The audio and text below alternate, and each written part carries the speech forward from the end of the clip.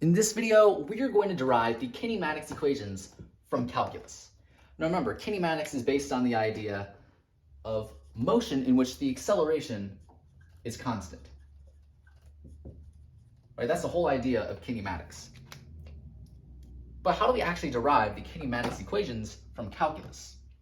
Well, it turns out that we can derive one of them using this idea right here, right? The idea that the change in velocity is just the integral of acceleration with respect to time, right? And we can actually evaluate this integral already because we know acceleration is constant, so we know how to figure out this integral. So really, we're integrating with respect to time, so we're integrating from an initial time of 0 to a final time of t.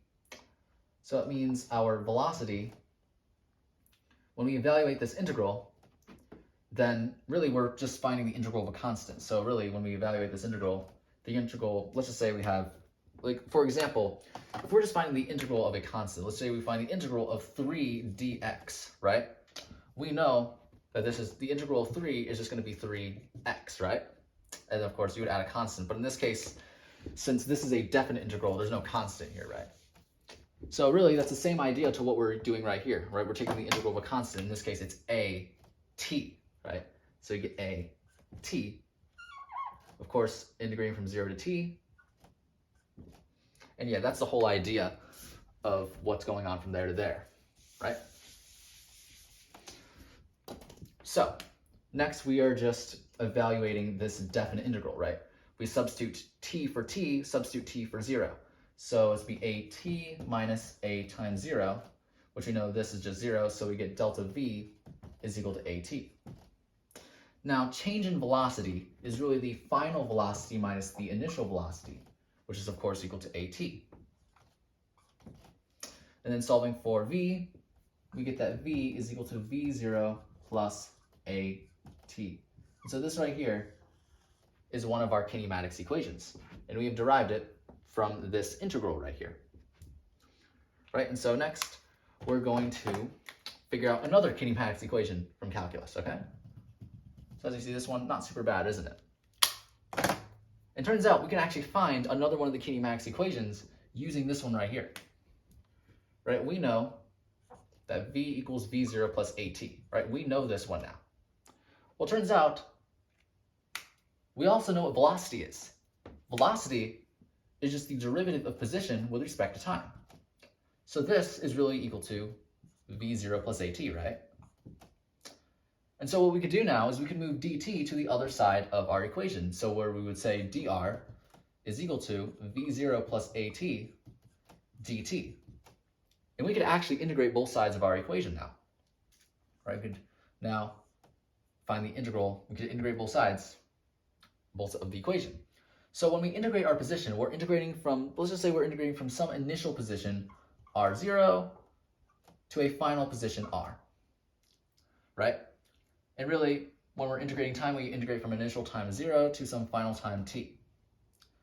Okay, so when we're evaluating the integral position, again, this is like we're finding the integral of, like this is like the same thing as the integral of 1 dr. Like if you want to find the integral of 1 dx, we know the integral of 1 is just x, right? It works the same way in this case, where this is just going to be r, right? And of course, our bounds of integration are 0 to r. Right, that's the whole idea of how this works.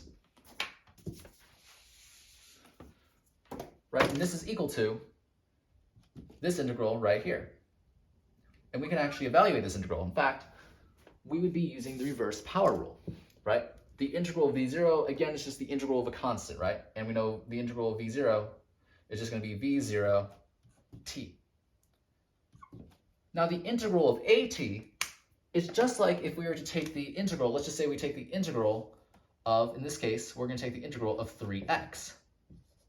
And so we know that the integral of this would just be 3 over 2x squared. Right? And that's the whole idea of what we're doing with this, right? And so the integral of at would be a over 2t squared, right? Or just 1/2 at squared. Right? That's the idea of reverse power rule, as we know. Right? And of course, integrating from 0 to t. Right? So that's the whole idea of this, of what that was. It's just the reverse power rule. Okay, so r, remember, it's the definite integral, so we're going to do r minus r0, right? So this is r minus r0, and this, well, really, we're substituting t for t, so it's just going to be the same thing, right? And then we subtract by the substitution of t for 0, which we know if we substitute t for 0, we're just going to get overall 0, so we're really subtracting 0, and so that doesn't really matter. So this is all we get, and that's pretty much what that is, right? And this is really change in position, right? Which means it's our displacement, which we'll call delta r.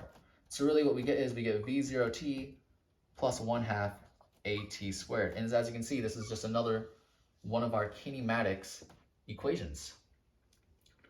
And so we figured that one out now.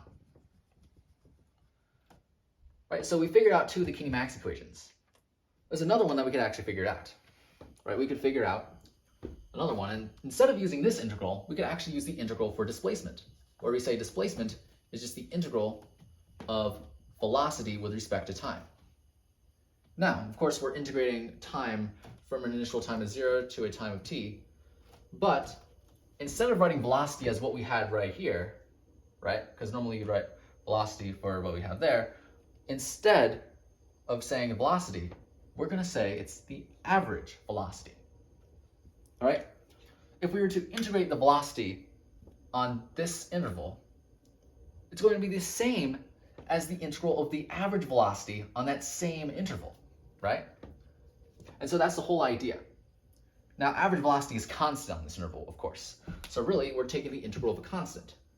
So delta r is, right, the integral of a constant, of course, it's just going to be that times t, integrated from 0 to t.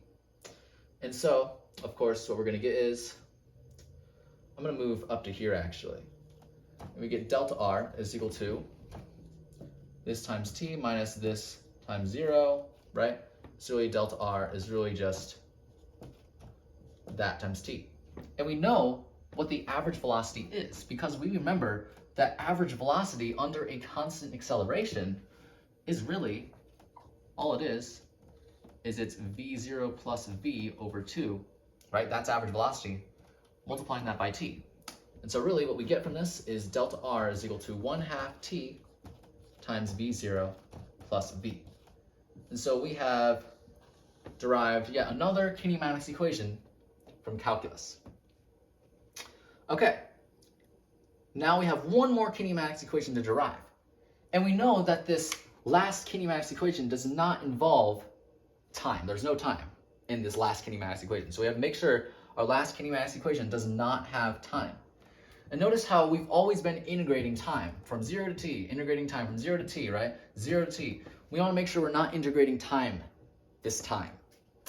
So, to do that, what we could actually do is we could actually use this integral right here. Okay, we could. Now, instead of writing this as it is, we're going to say, we could say that dv is equal to a dt, right? Right? A really small change in velocity is equal to the acceleration times a really small change in time. That's pretty much taking this and writing it as dv instead, right? Pretty much without the integral. So we know this would be true. Now we gotta make sure we write dt as something else. Well, remember, we know, right? We know that velocity is just the derivative of position with respect to time. Solving for dt, we see that dt is equal to dr over v. So this right here is what we're going to substitute dt for in this differential equation. So that's all we're going to do. So that's what we get, right? So dv is just a times dr over v. And so now we're just going to make sure we get v paired up with dv. So move v to the other side of the equation, right? So we get v dv is equal to a dr. And now we're ready to integrate both sides of the equation, and they don't contain time. So this will give us a kinematics equation without time in it, right? So we can integrate both sides of the equation now. And so when we integrate this side, we're integrating from an initial velocity of v0 to a final velocity v. And we're integrating from an initial position r0 to a final position r. All right, so integrating this side, we're pretty much integrating v with respect to v. Same exact concept as finding the integral of x dx, which we know is just 1/2 x squared. And of course, we're not including plus c in this case for this idea because in this case, we're doing a definite integral. So really the idea is that for this, just like what we have here, we will get 1/2 v squared. Of course, integrated from v0 to v, which is equal to, right? And the integral of a, of course, this is just taking the integral of a constant. In this case, it's pretty much the idea that the integral, this is just a r, right? It's a times r, right? Because we're taking the integral of a constant. So r integrated from r0 to r, right? And so now that we have this, we just gotta evaluate the definite integral. We gotta pretty much apply our bounds of integration. So really what this is 1/2 v squared minus 1/2 v0 squared equals ar minus ar0. Right, factoring out 1/2, what we're gonna get is, right, 1/2 times v squared minus v0 squared. Factoring out a, we're going to get a times r minus r0. All right, so here's the idea. What we're going to do is we're going to, let's just do this first. Basically, of course, this is just change in position, so we could write that as displacement. So we could write it as delta r. Right, now, what we can do is we can multiply 2 on both sides of the equation, right? If we multiply 2 on this side of the equation, we're just going to get v squared minus v0 squared. Multiplying 2 on this side of the equation, we get 2a delta r. And then solving for v squared, we get v squared equals v0 squared plus 2a delta r. And here, right here, is our final kinematic equation. And so this is basically the idea of where these 4 kinematic equations come from if we think of it from a more calculus standpoint. And so yeah, this is pretty much the whole idea. And that's pretty much it.